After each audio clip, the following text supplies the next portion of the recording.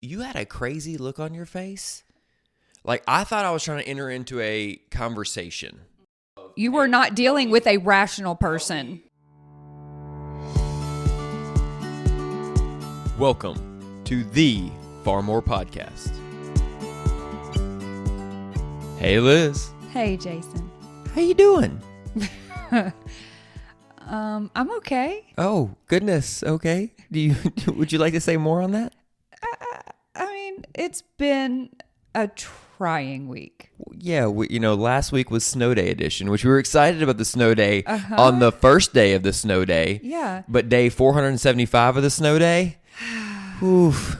It feels like it has been a month since last Sunday. But think of all the togetherness we've had as a family. That's why I said that I'm just doing okay. Y'all, look, I feel like I start a lot of episodes with y'all look. Here's truth. It's like me. Well, no, I feel like it's me defending myself. I love my children and I love you so much. It's as an only child, I grew up with just me and my parents in the house, and this is hard. All this togetherness has been, it has been a challenge. I'll be honest. It's been very challenging. I snapped at our children 2 nights ago. And when I say snapped, I mean, I snapped.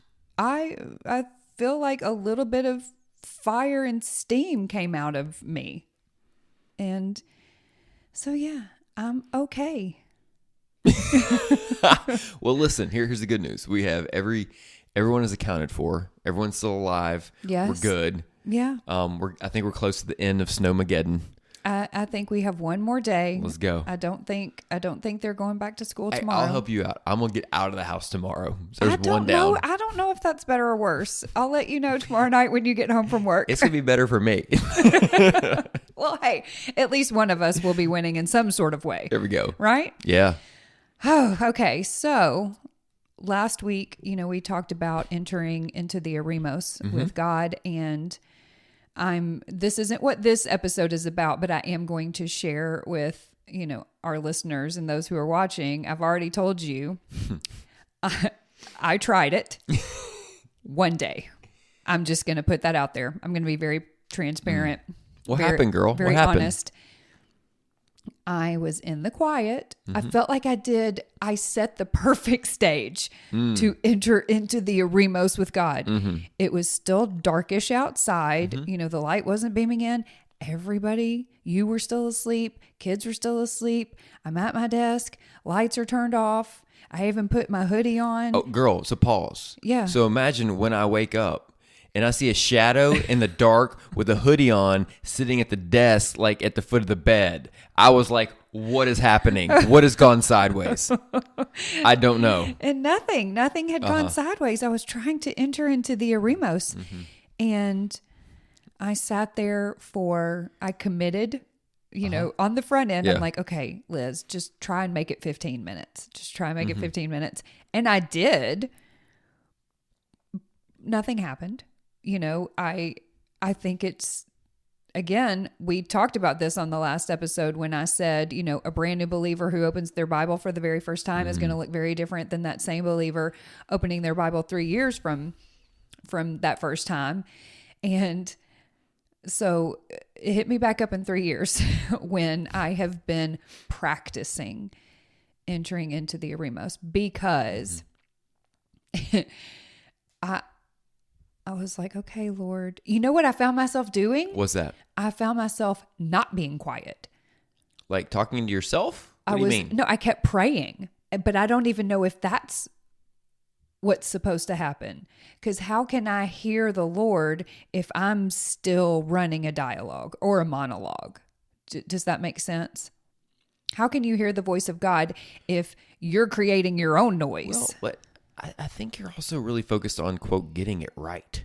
Oh, I mean, well, right? I guess. I think I just crave. Listen. Desperately crave to hear the voice of God. Coming from me, this is going to sound interesting. Oh boy, I love it when you set it up that way. But I don't think there's a perfect process or formula for that. I'm sure there's not, but it is getting alone in the quiet. Yeah. Definitely. But I wasn't being quiet is what I'm trying to say. I was quiet in my remote time. Because I bet you were asleep. I fell asleep. 100% I did. Yeah. So anyway, last week talked about entering into the Eremos with God, and it's something that Jesus did often. I even was reading this morning about how it was a spiritual discipline of his. He often went away to be alone.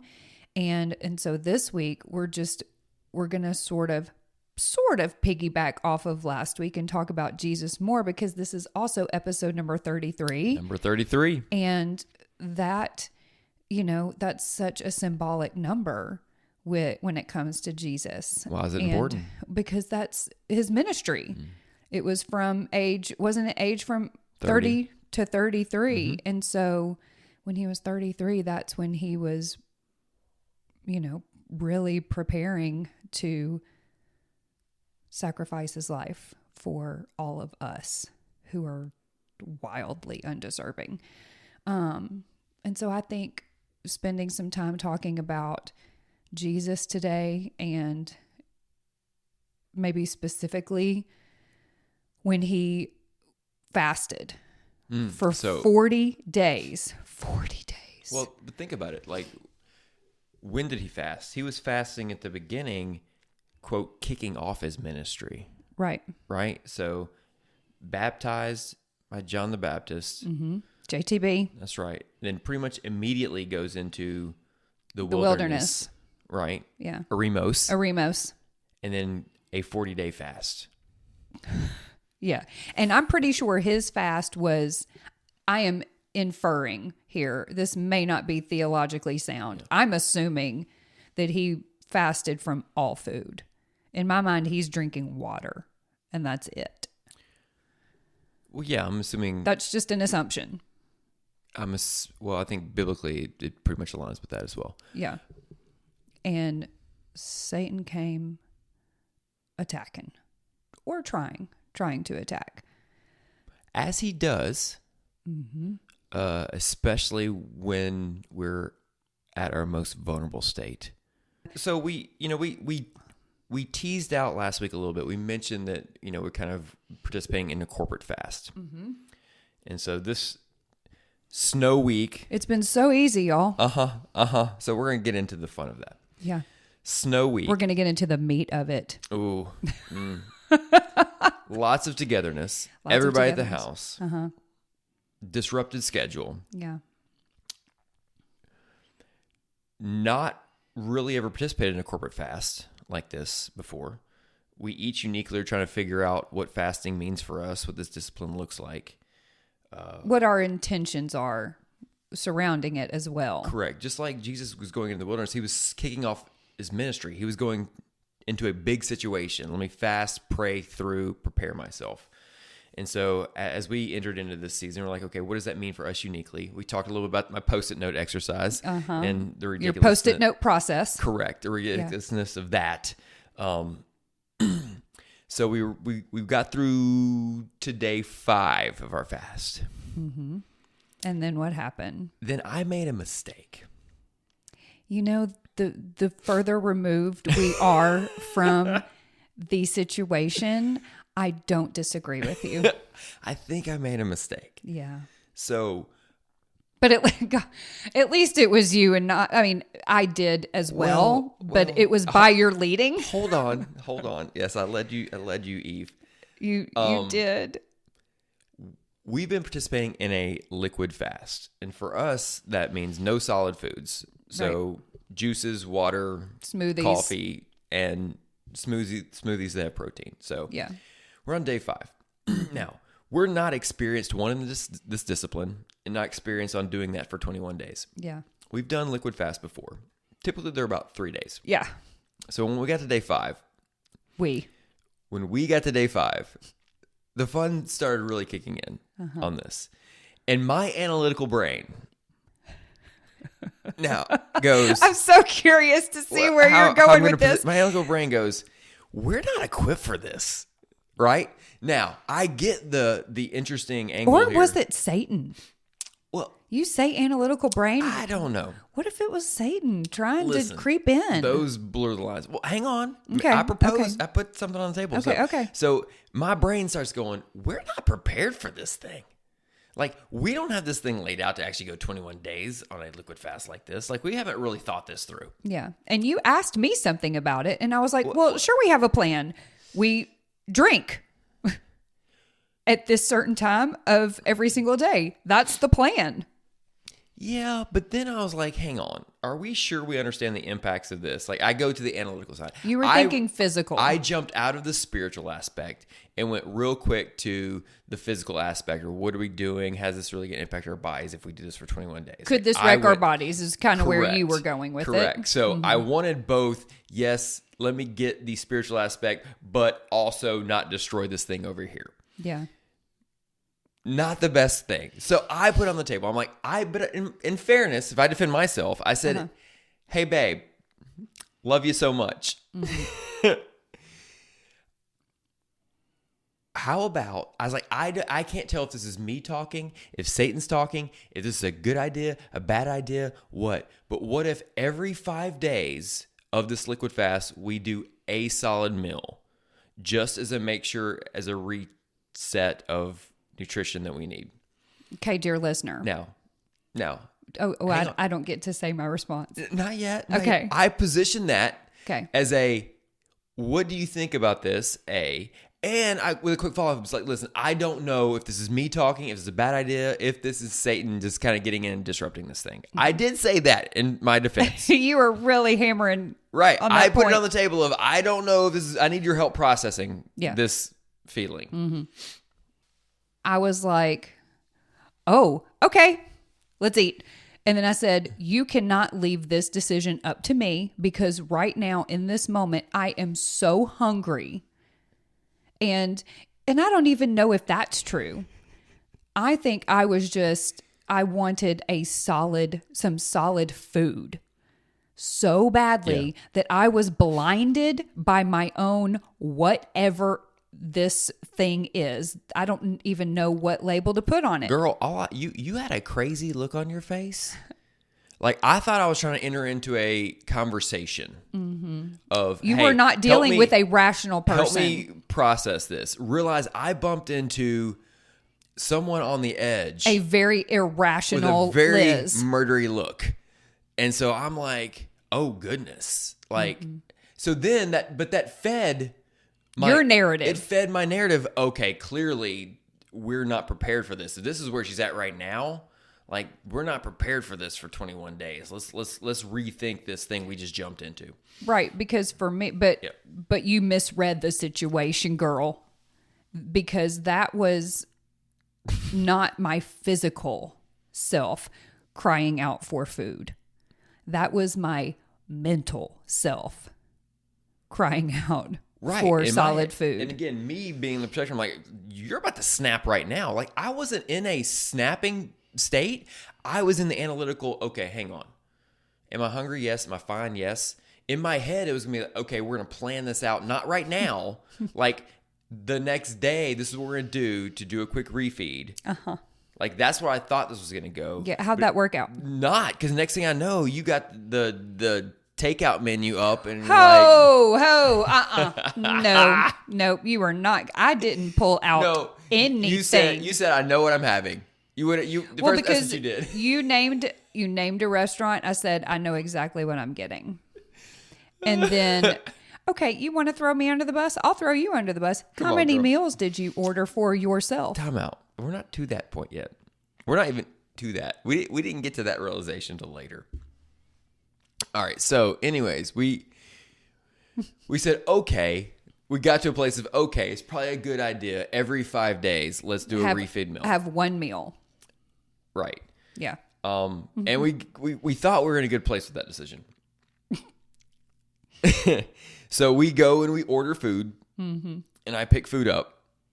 I bring food to the house. Oh, yeah. Okay. Uh-huh. We open up food. Girl, what happened, girl? I had a real bad moment, y'all. Tell me, girl, what happened? So what I ordered is not what came to the house. And your girl did not handle it well, y'all. To say you reacted poorly Is a wild understatement. I responded like a 4-year-old child. It was, y'all, I got a sweet potato instead of sweet potato fries. You would have thought. You would have thought that Jason came home without my food. Period.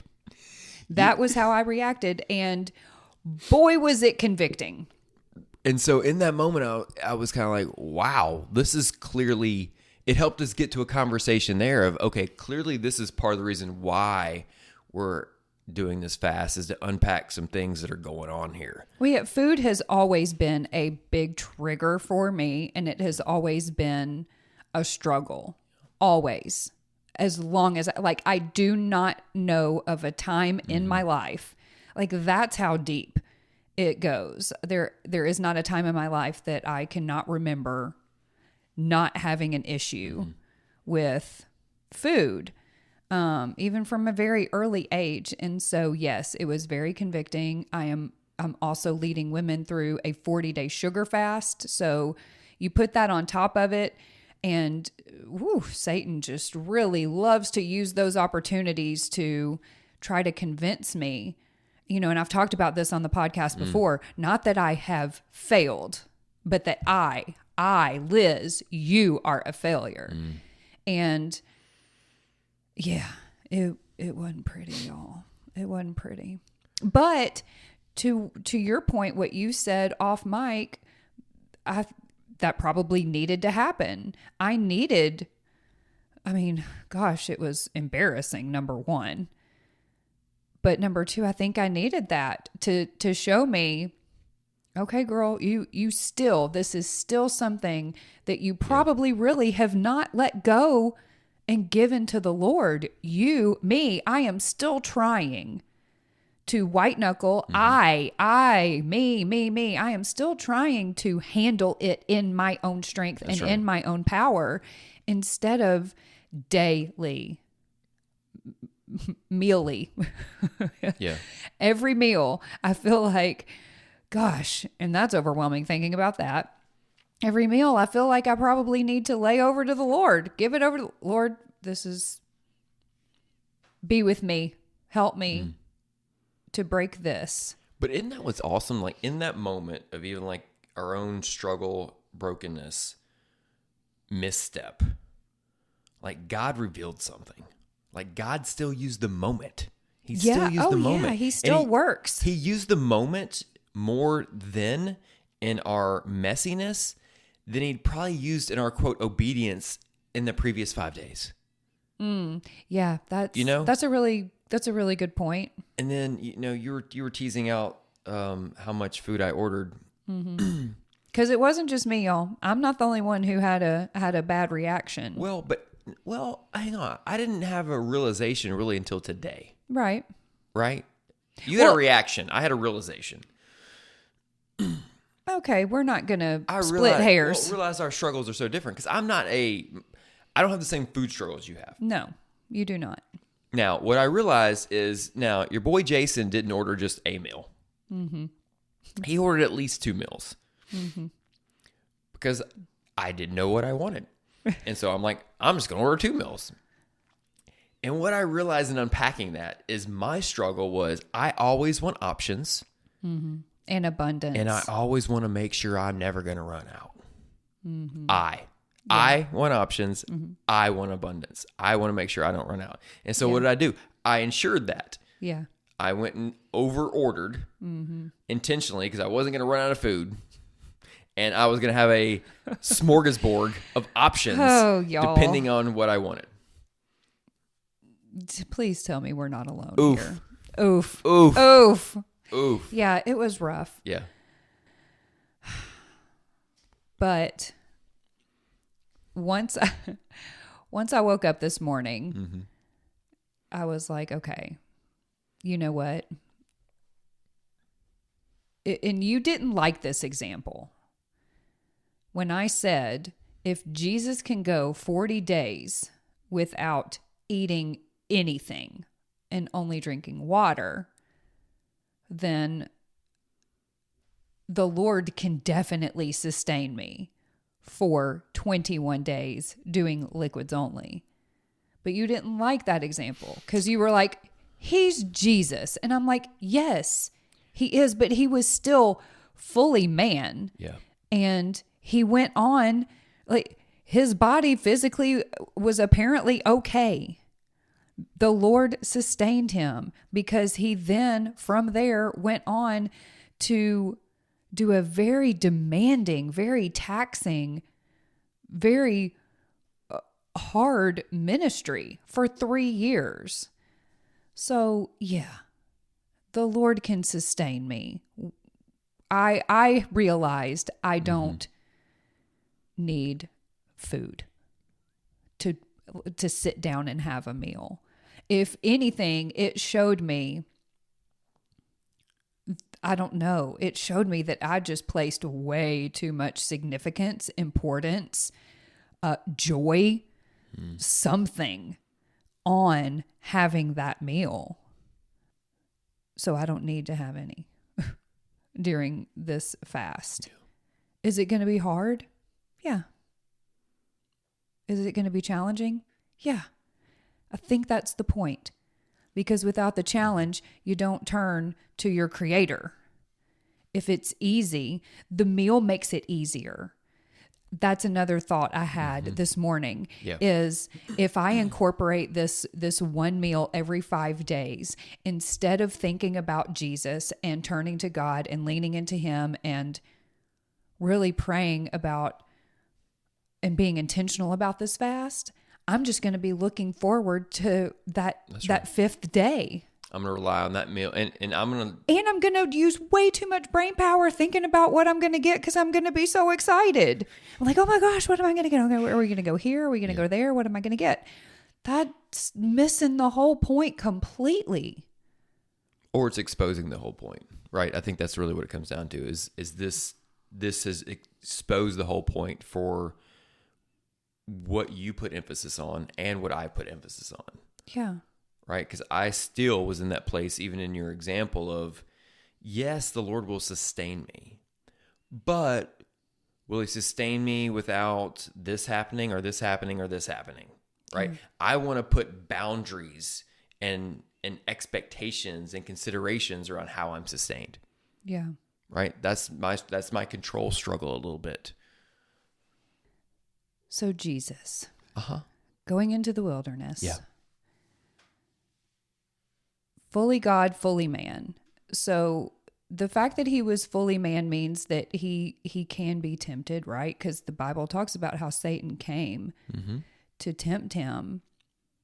But he was, and I've talked about this on many previous episodes, but Jesus was so laser focused on his mission and why he was here.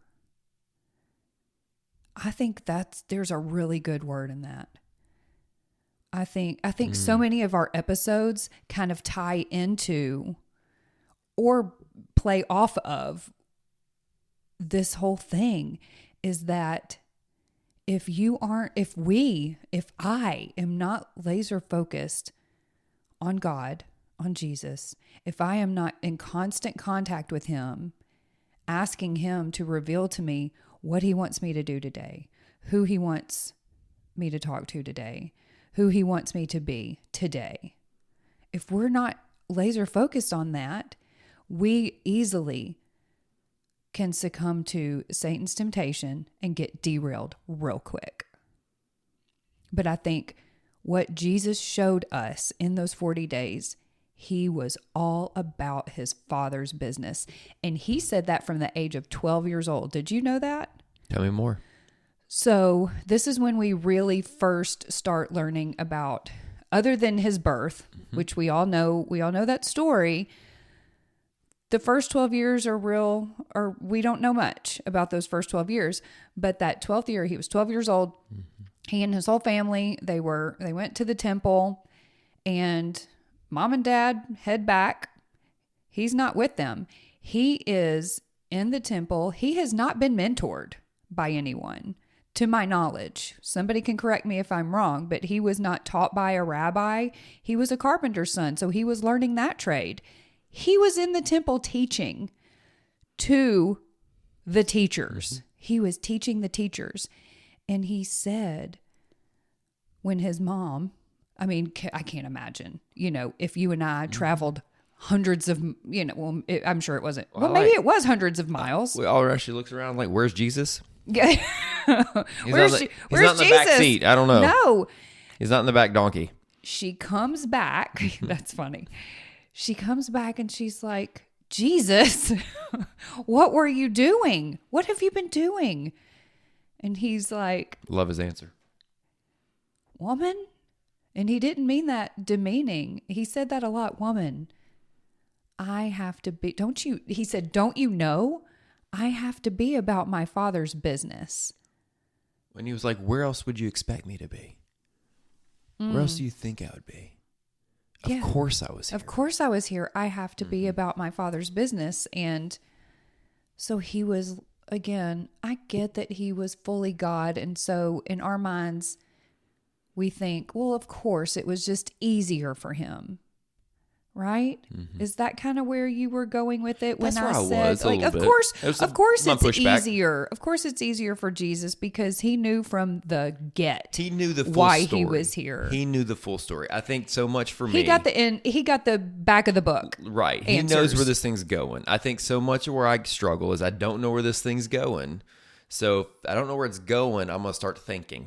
Okay, but what if it's because you are overcomplicating it? What if we whittled it down to we are supposed to share the good news with others? We are supposed to share Jesus with others. That's the back of the book answer. Is it how are we supposed to do that? Correct. Where you get, and this ties in. Where am I supposed to put my focus? Okay, yeah. Well, maybe this ties into the Eremos episode. Because we got to get in the Eremos. And I know it sounds funny because I keep saying it more and more and more. And for those who haven't listened to that episode, Eremos means a quiet, desolate place. And it's a place to be alone with God where you don't have your Bible. You're not listening to anything. It's just complete quiet. It's you and God. And you're trying to clear the noise. Go listen to the episode. It's episode 32. And you're saying, okay, Lord, I'm here. Speak to me, reveal to me whatever it is that you want to reveal to me. And I think, what if we started doing that on a consistent basis, and then we might actually hear the answers that you might actually hear. That's right. Answers that you've been seeking. That's right. I think as we're introducing that spiritual practice more in our life, as we play out this fast, because we're back at it. We are. Right? For the next however many days we have left. Back at it, and maybe more eyes wide open. Right? And again, I think that disruption was so important for us to understand our own struggles. Yeah. To understand that it's not just a white-knuckled discipline. Right. Situation, which usually that's just what I lean into is white knuckles and discipline. That there's more going on here. Yeah. Well, you know what? What's that, girl? I love you. Love you too. No, okay. It's okay. a hard stop. I love you. Whew. I'm grateful to be on. Am I grateful to be on this journey with you? I think I'm grateful to be on. I had to look. I was having a Jason moment. I was trying to really think through. Am I grateful to be on this fasting journey with you? Well, think about the. And I think I am. Because without the way your brain processes things, all of that stuff last night would never have happened because I would have just white knuckled it and I would have kept going. And I would have never mentioned anything about eating a meal. But like you said, we probably learned more in the failure. I'm just going to use the word failure. In the misstep. We learned more in the misstep than we have. And I can confidently say that as well, that I learned more over the last 24 hours than I have since we began, for sure. But I just had a Jason moment, but I am grateful to be on this fasting journey with you. Well, and a lot of what we talked about in the beginning of our fast is what do we want to be as a couple? Mm-hmm. How do we put our marriage on the table and really say, okay, how are we being really intentional for each other? Yeah. And what we want to be. And I think we've had some really good conversations yesterday and today. Really hard conversations. I cried a lot today. I mean, girl, that's not abnormal. Yeah, but I don't know. Today's crying this is such a side note because I wasn't planning on talking about this, but this crying felt very different. I felt real vulnerable. I'm usually pretty okay with sharing like my struggles with you, and I'm okay crying. I'm definitely okay crying in front of you. I'm pretty much okay crying in front of anyone because I think crying is very cathartic, but that's neither here nor there. But today I just felt like a very vulnerable, exposed cry. Does that make sense? It does, but it because I shared something with you that I didn't want to really. But in doing that, it led to us having a really good conversation about how our love languages, instead of just being different, really do intersect and overlap if we're really intentional about it. They complement each other. And if we can look at it that way. And what's really fun is we're going to do an episode on the 5 love languages. It's like a Valentine's Day special. Oh, isn't that exciting? Totes exciting. So y'all, hey, if you're not following us, make sure you follow. If you're watching us on YouTube, make sure you subscribe, I can never remember what it is. Is it a bell? It's something. There's a bell on you YouTube. You hit something so that it notifies you every time an episode drops. We are on all the socials. We are at Far More Podcast on YouTube, Instagram, TikTok, Facebook. And if the snow is still sticking around, or if you have some fun videos of you and or your kids sliding down, please send them to me. Hey, we got some. Good. Nope, we're not going to talk about that. You made me lose my train of thought. Send me, y'all, our children went flying out of a kayak. Hey, kayak. That's all I'm going to say. Kayak and ice luge is all I got to say. Good times. Send me an email, farmorepodcast@gmail.com. I want to see all of the wonderful snow videos. And until next time, pray for us. Ooh. Pray for us. Yes. Pray for us. Oof. We'll catch y'all next time. See ya.